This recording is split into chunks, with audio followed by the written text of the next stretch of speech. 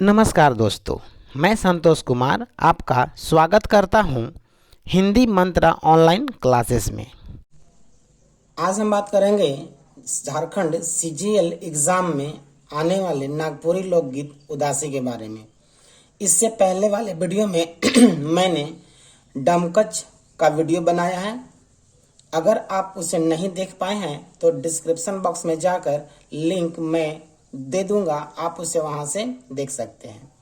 उससे पहले kindly request है कि अगर आप मेरे चैनल पर नए हैं या पहली बार आए हैं तो उसे सब्सक्राइब कर लें, लाइक कर लें और बेल आइकन दबाना न भूलें, ताकि जो भी वीडियो मैं आपके लिए बनाऊं वो आप तक सबसे पहले पहुंच जाए। तो चलिए आज हम बात करते हैं उदासी के बारे में। अब देखेंगे, आप जो स्क्रीन पर देख रहे हैं वहां पे क्या कहता है कि जेठ बैसाख कर उदास बेरा में या मतलब या गर्मी ऋतु में जखन आदमी मनक उमस और तप से व्याकुल रहे ना, तखन उ बेरा में उदासी राग कर गीत गावल जाला। यहाँ पे क्या कहता है कि अगर जेठ बैसाख का जो महीना होता है, जो गर्मी का महीना होता है, उस समय में लोगों का मन जो है उदास हो जाता है, या फिर गर्मी ऋतु में जब आदमी लोग आलस भर जाता है और उनका मन उमस से उचट जाता है, या फिर कहता है कि या और तप से यानी कि गर्मी से मन व्याकुल हो जाता है, तखन मतलब कि वैसी परिस्थिति में उसी बेरा में उदासी राग मन से जगता है और उदासी राग जो गीत है वो गाया जाता है। आगे क्या कहता है कि एकर में तेज बाजा नी बजाल जायला, मतलब जब उदासी राग गाया जाता है तब तेज जो साउंड वाले बाजा होते हैं उसमें नहीं बजाया जाता है। कहता है काहे कि ई राग बैराग प्रधान राग कहल जाला। अब ऐसा इसलिए कहता है कि यह जो उदासी जो राग है वह बैराग प्रधान राग जो है वो बैराग प्रधान माना जाता है, जिसमें दुख को दिखाया जाता है। जैसा कि नाम से ही है कि उदासी है, तो जाहिर सा बात है कि यह बैराग प्रधान गीत माना जाता है। आगे कहता है जेठ बैसाख कर महीना में चाइरो दने वातावरण उदास होएला, गर्मी कर प्रभाव से लू चलक लगेला। बोलता है कि गर्मी के समय जब जेठ बैसाख का महीना होता है उस समय चारों तरफ का जो वातावरण होता है उदास उदास फीलिंग होता है, उदास उदास लगता है, और गर्मी के कारण ही जो हवा चलता है उसी के प्रभाव से लू चलक लागेला। आगे कहता है कि पानी लागिन माने पानी के लगे या पानी के चलते, पानी लगिन जीव जंतु बेहाल हो जाए ना, धरती पानी के बिना फाटक लागेला, तब ऐसन समय लोक गायक भरल दोपहरिया में गच हेंटे बैठ के उदासी राग गावेला। कहता है कि जब गर्मी का महीना आता है, मतलब जेठ बैसाख का महीना आता है, वैसी स्थिति में चारों तरफ का जो वातावरण होता है वो उदास हो जाता है, सूखा सूखा हो जाता है। आप देखे होंगे कि घास फूस पेड़ पौधे सारे सभी के पत्ते झड़ जाते हैं, सभी के पत्ते सूख जाते हैं, और उसके प्रभाव से हवाएं भी गर्म हो जाती हैं, जमीन गर्म हो जाता है, और पानी के लिए जितने सारे जो जीव जंतु हैं वो सब बेहाल हो जाते हैं, और धरती जो है वो सिमट जाती है, वह बिना पानी के फटने लगती है। तब ऐसने समय में मतलब ऐसने बेरा में जो लोक गायक होते हैं, भरल दोपहरिया में जब गर्मी का दिन होता है तो पेड़ के नीचे बैठकर गछ हेटे बैठ के मतलब पेड़ के नीचे बैठकर उदासी के राग गाने लगते हैं। आगे कहता है कि ई प्रायः अकेले और बिना ताल कर गावल जायला। जो उदासी राग है अकेले या फिर बिना ताल के गाया जाता है, जैसे कि समूह में नहीं गाया जाता है, ये सिर्फ अकेले ही लोग इसको गाते हैं। आगे कहता है कि इकर में तेज बाजा नी बजाल जायला, इकर में कोमल मधुर वाणी वाला बजाया जा सकेला। बोलता है कि जो उदासी राग होता है उसमें जो तेज साउंड वाला बाजा होता है उसको नहीं बजाते हैं, जैसा कि ऊपर मैं आपको बता चुका हूँ।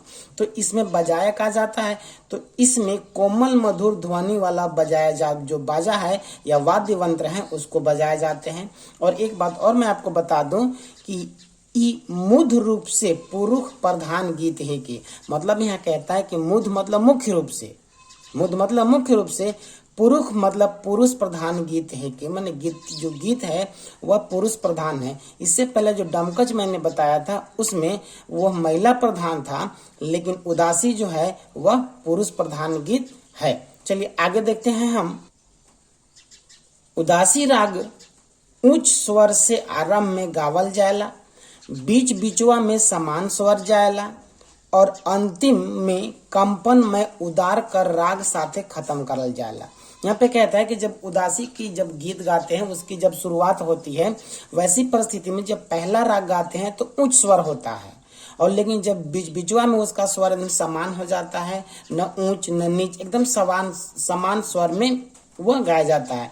लेकिन जैसे ही उसका अंतिम लय पकड़ते हैं, जो उसका अंतिम पंक्ति में आते हैं, तो उसका जो स्वर है कंपन में और उदार भरा हो जाता है। आगे बोलता है क्या, जिसकी ई राग में बांसुरी, तिरियो, केंद्री, मुरली, सारंगी और मांदर मनक ज्यादा प्रयोग होवेला। जैसा कि ऊपर मैं आपको बता चुका हूं कि उदासी राग में जो तेज साउंड वाले वाद्य यंत्र न प्रयोग करके जो मधुर वाणी निकालते हैं उनका बजता है, जैसे बांसुरी, तिरियो, केंद्री, मुरली, सारंगी, मांदर मनक ज्यादा प्रयोग होता है। तो ये तो मधुर ध्वनि वाले वाद्य यंत्र हैं।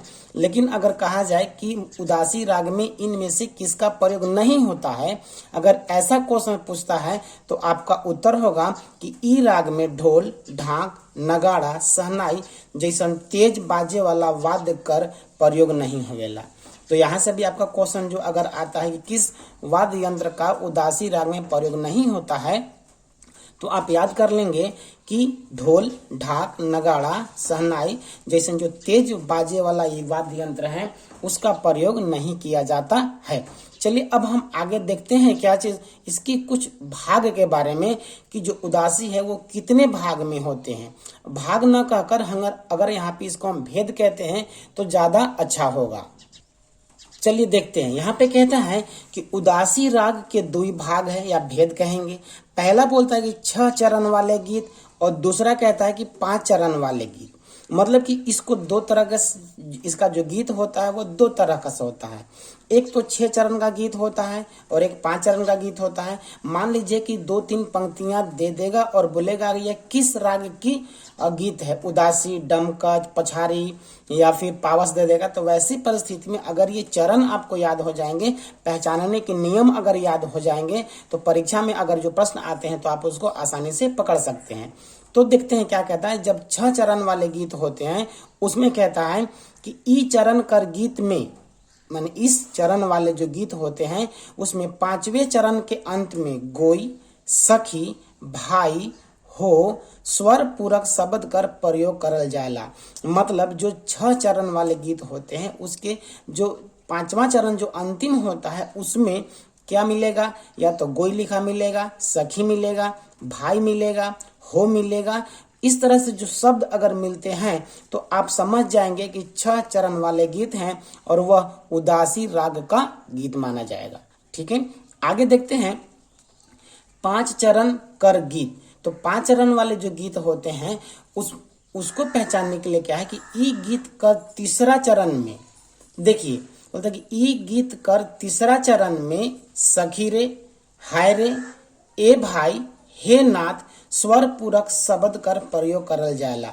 मतलब जो 5वां चरण वाला गीत होगा उसको पहचानने का सबसे आसान नियम है कि अगर उसके तीसरे चरण में अगर आपको सखी रे मिला अगर लिखा हुआ मिल जाए, हाय रे अगर लिख जाए, हे भाई और हे नाथ लिखा हुआ मिल जाएगा, तो समझिएगा कि वह 5वें चरण का गीत है और वह उदासी राग का गीत है। यहाँ तक हमें उम्मीद है कि आपको सही सही समझ में आ गया होगा। आगे देखते हैं कि उदासी राग के कुछ उदाहरण जिससे हम जान सकें और उसको एग्जाम में पकड़ने का प्रयास करते हैं। तो चलिए हम उसका उदाहरण देखते हैं।